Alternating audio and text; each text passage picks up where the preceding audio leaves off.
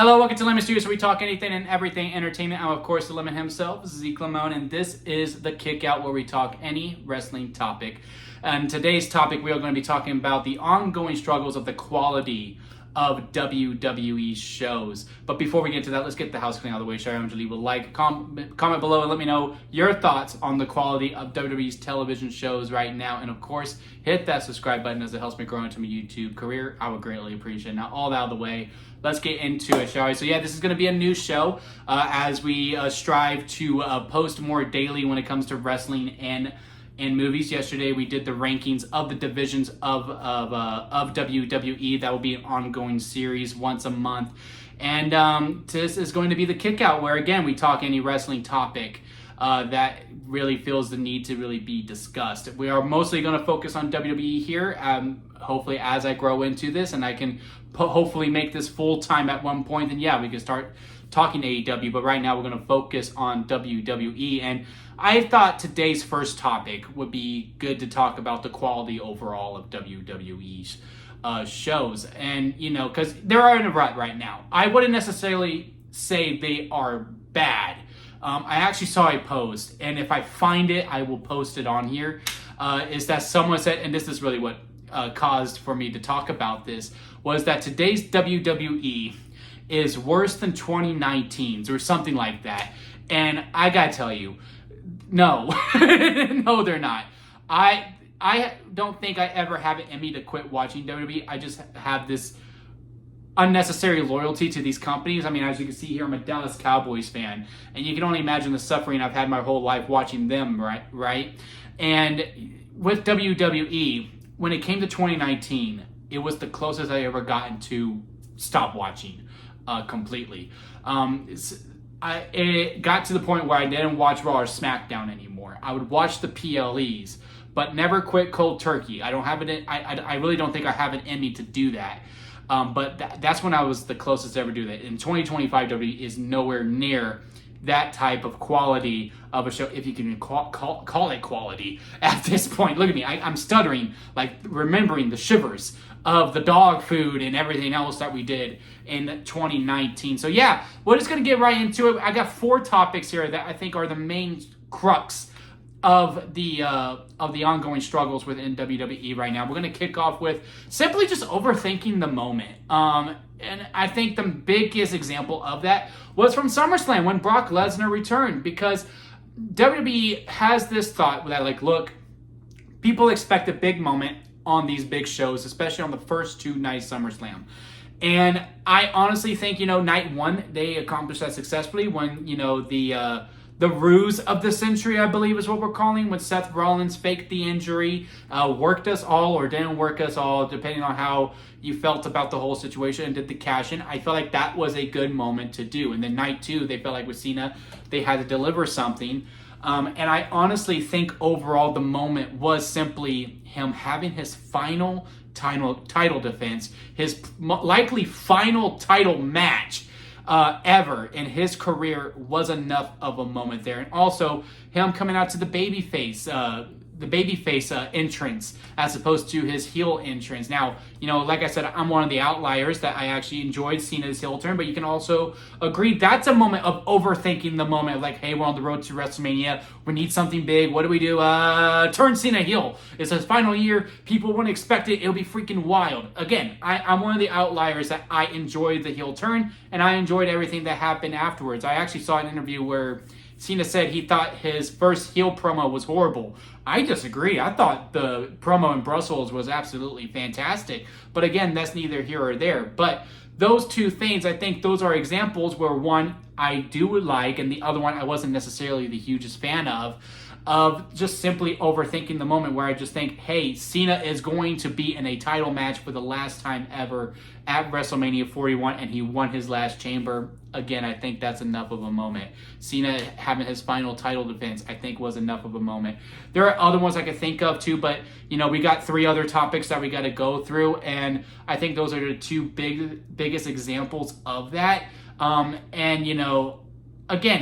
at some point at SummerSlam, someone can't return, right? At some point at WrestleMania, there's not going to be this big grand thing that happens to really drive home the whole road to WrestleMania. Not everything's going to match WrestleMania 40, where lightning was just striking on every single week.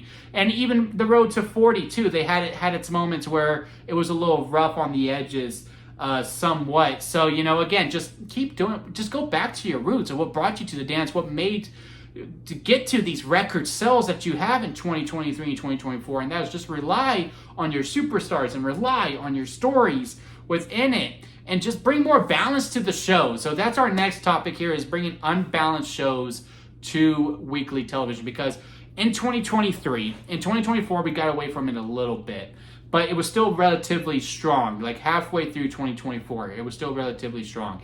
That Raw and SmackDown were pretty equal when it came to quality. And right now, I think it's fair to say Raw is like up here and SmackDown just seems to fall every single week. But there are some things that SmackDown is better at in Raw. The WWE Tag Team Division, right? The World Tag Team Division.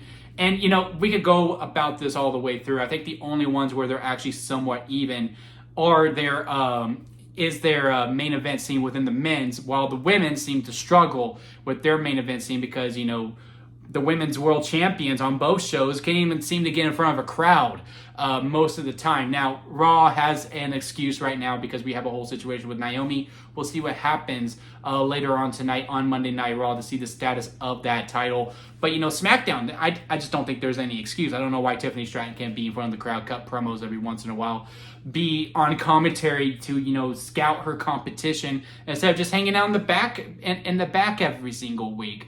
While, the men's divisions, the World Heavyweight title, if you saw yesterday's video, is the number one ranked division right now because there is just so much depth within it. There's Seth Rollins, there's CM Punk, there's LA Knight, there's Jey Uso, there's a Fatal 4-Way, but you have Gunther, you have Roman Reigns waiting in the wings, Braun Breaker is climbing up within the ranks within that division as well. I could go on and on and on. Penta at some point is going to say hello in this division. Finn Balor, once he gets done with the tag stuff, even though he's not really putting much effort into it right now, that's not a slight against Finn Balor. That's the booking of his character in that title. But, like I'm saying, there's a lot of depth within that division. The WWE Championship scene. We have Cody and we have Drew McIntyre feuding for the title right now. Randy Orton is also hunting for that belt all the way through. Cena just got done with it, but he could be running around there every so often.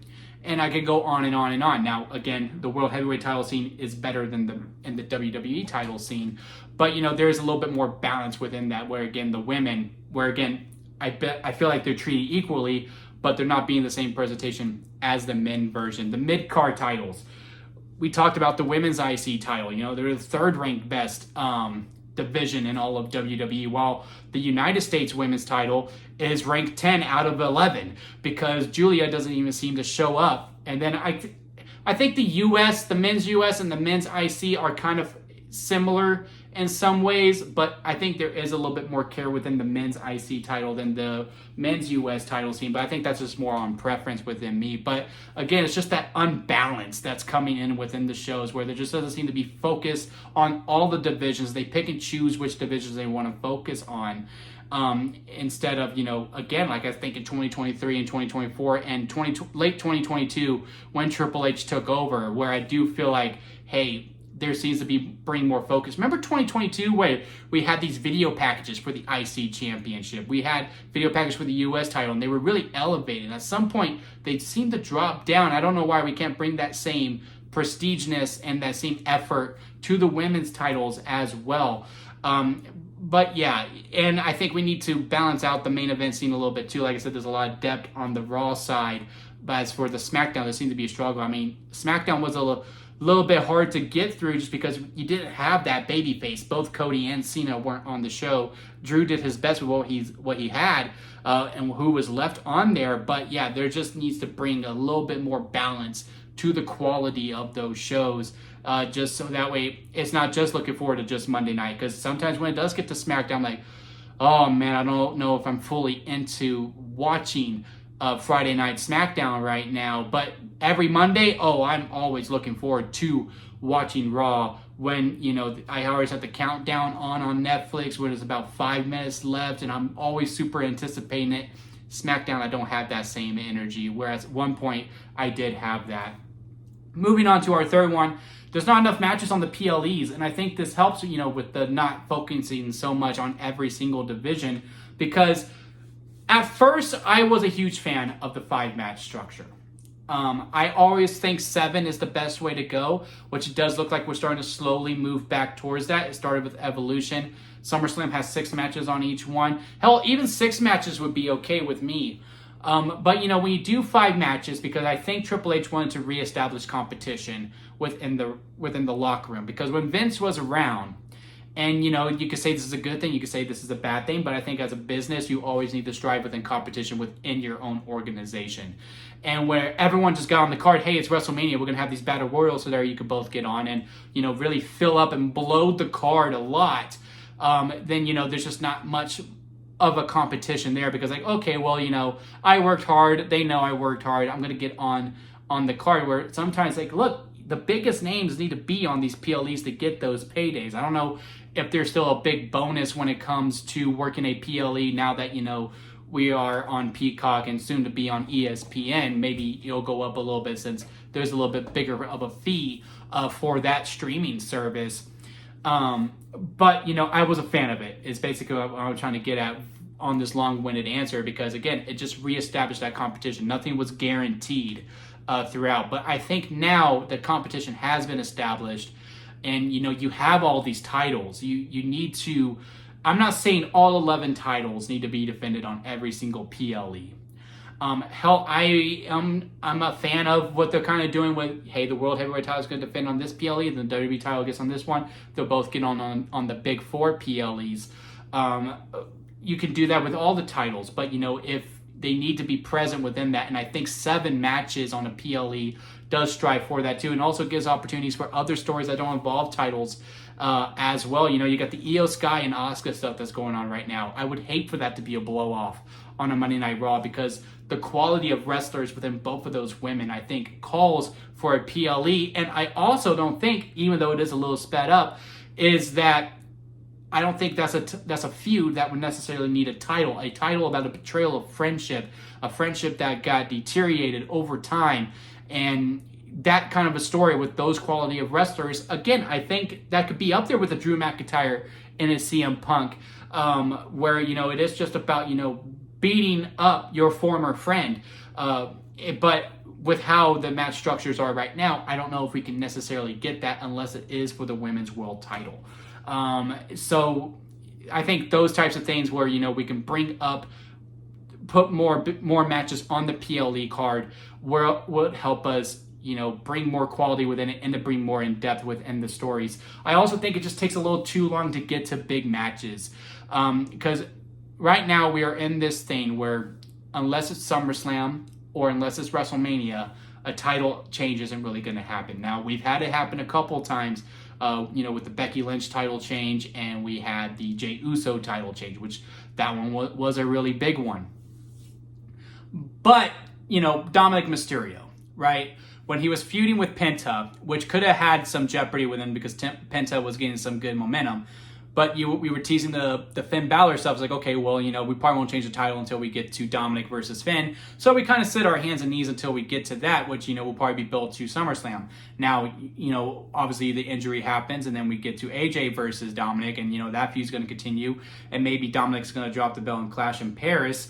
But again, Solo versus Jacob, right? Jacob wins the title. Well, we know until he faces Solo, he's not going to really drop the belt. So why do I get fully invested within these matches? Now, I think WWE also knew that because he didn't really defend the title after Backlash until he did face against Solo, which was pretty crazy because I really thought that U.S. title scene was going to be really, really strong, especially after that Fatal 4-Way.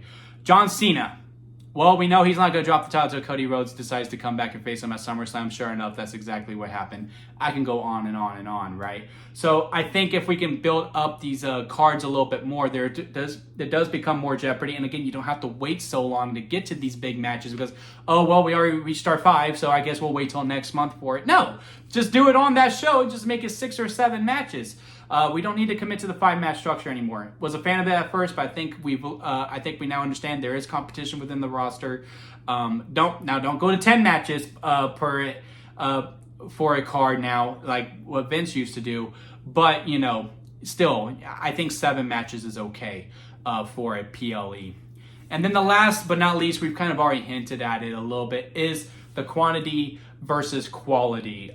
Is that there's just too many damn shows lately. Now, I am not necessarily going against why they are doing what they do, because you have to understand why they are putting on so many shows. Is because they are within competition within themselves.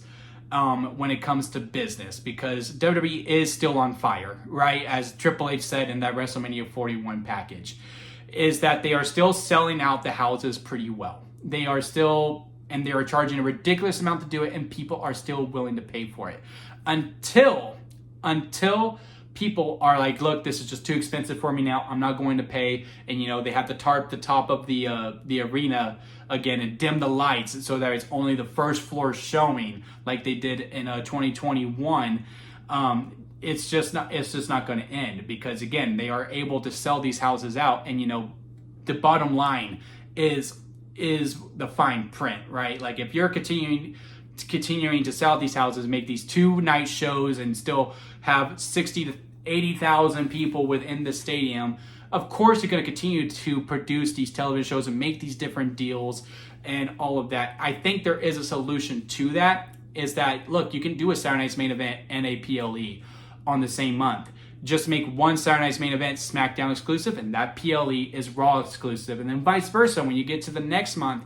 So just so that way you can expose the card a little bit more, because those PLEs are really starting to have the same people and the same faces throughout, and we can't fully invest in the stories for the people that do move on. Like CM Punk versus Gunther should have been given a lot more than 3 weeks to build. I mean, that's a dream match. Like, that's a journey that I want to go on. I don't want to just get to the destination. I want to go along for that ride.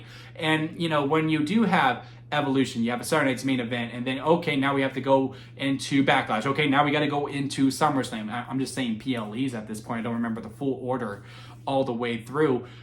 You just don't have enough time to fully invest within these storylines, especially when you have titles where, you have to try to justify why there is a rematch, because, again, you are wanting to have these long reigns and you're wanting to sit on these big matches, but we're not getting 6 weeks to fully build to it, because now we only got 3 weeks when the oven's finally turned on. It's not even being preheated at this point. So, again, I understand why we are doing so many shows that we are doing, but I do think the quality is starting to dip, because I think right now WWE is only viewing AEW as competition, which they should. I'm not disparaging that whatsoever. Which they're doing these counter programmings with the shows and all of that, but I think their quality of their shows, and this is no disrespect to AEW, I think WWE needs to stop looking at wrestling programs altogether. And I think they need to look at, all right, what are the top television shows right now? Because WWE has said multiple times they are not a wrestling company. They are an entertainment entity. So therefore, they got to look at, okay, what's the NFL doing? How are they doing business? Okay, maybe we can borrow a little bit of that. Okay, the quality of our television show, because, they are so adamant on their stories, and that, the Bloodline should have been nominated for Emmys and all that. Okay, the Severance. How are they writing their scripts? Let's borrow from that and see what we can accomplish over here within WWE, as opposed to just staying within their bubble. They need to look outside the bubble, because that is where their true competition is. Again, no disrespect to AEW, no disrespect to TNA, no disrespect to New Japan Pro Wrestling whatsoever. But with how WWE is doing business right now, they can't really fully compare with that. I know AEW had a great show at AEW All In my neck of the woods in Texas. I really wish I could have gone to that show. But again, when it comes to their business structure and their name recognition, they do need to look outside of it. They need to look at a Severance. They need to look at a House of the Dragon. They need to look at, the Penguin. They need to look at what is the NFL doing? What's the NBA doing? You need to compete with those markets as opposed to the bubble you're already in, because you already dominated that, right? You already dominated the wrestling scene. Look outside to it.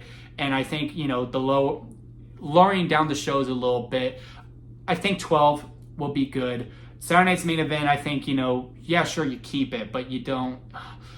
You need to stick to the 4 that you have quarterly. I think we've already had 3, and we're only in August. I think, we have one in January, or we have it in February, and then we have it, 3 months later after that, then 3 months later after that, then 3 months later after that. Or is it 4? Yeah, because 4 is every quarter.